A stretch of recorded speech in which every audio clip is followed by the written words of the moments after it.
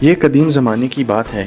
کسی ملک میں ایک رحم دل بادشاہ حکومت کرتا تھا جو اپنے عدل و انصاف کی وجہ سے بہت مشہور تھا۔ بادشاہ نے اپنے وزیروں کو یہ حکم دے رکھا تھا کہ اسے ملک کے کونے کونے کی خبروں سے باخبر رکھا جائے تاکہ کوئی بھی غریب آدمی انصاف سے محروم نہ رہے۔ ایک دن بادشاہ کا وزیر سمندر کے کنارے کسی کام سے اپنے قافلے کے ساتھ گزر رہا تھا کہ اس نے ایک بوڑھے آدمی کو سمندر کے کنارے کے ساتھ ساتھ دوڑتے اور یہ کہتے ہوئے سنا، میرا خزانہ سمندر کے اس پار ہے۔ بوڑھا آدمی دوڑتا ہوا کبھی اس طرف آتا اور کبھی دوسری طرف جاتا۔ وزیر بوڑھے کی یہ بات سن کر بڑا حیران ہوا۔ اس نے سوچا کیوں نہ اس بوڑھے آدمی کو پکڑ کر اس کے خزانے کا پتہ معلوم کروں۔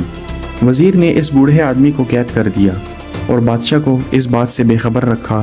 کئی دن گزرنے کے بعد بھی وزیر اس بوڑھے آدمی سے خزانے کا پتہ نہ پوچھ سکا۔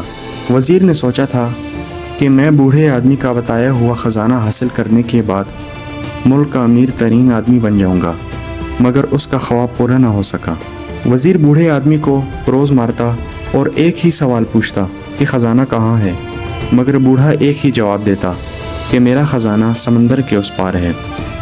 وزیر بوڑھے کی روز ایک ہی بات سن کر تنگ آ چکا تھا۔ وہ سمجھ گیا کہ بوڑھے کے پاس کوئی خزانہ نہیں ہے۔ اگر کوئی خزانہ ہوتا تو یہ پھٹے پرانے کپڑوں کے ساتھ سمندر کے کنارے زندگی بسر نہ کرتا۔ یہ تو کوئی مجھے پاگل دیوانہ لگتا ہے۔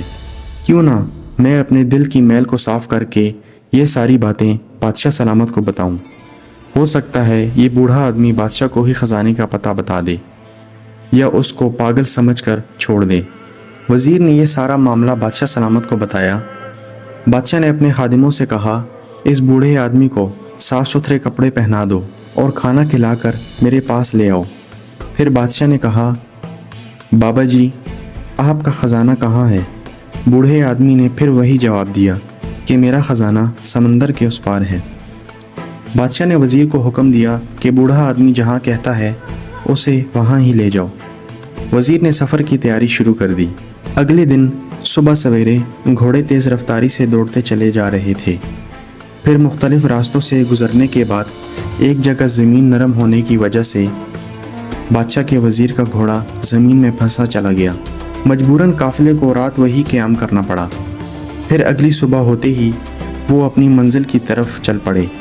سفر کئی دنوں تک جاری رہا۔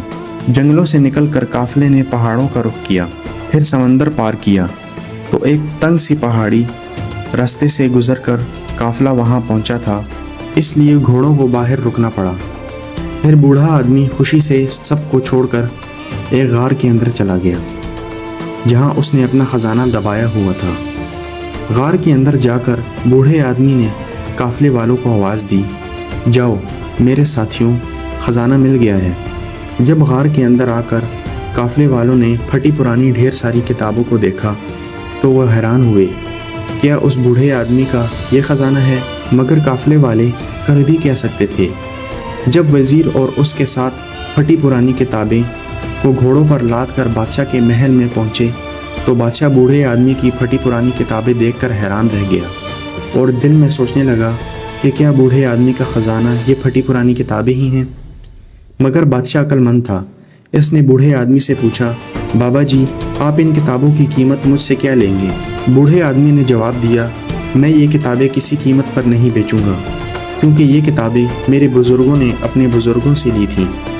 بادشاہ بوڑھے آدمی کی یہ بات سن کر بڑا حیران ہوا۔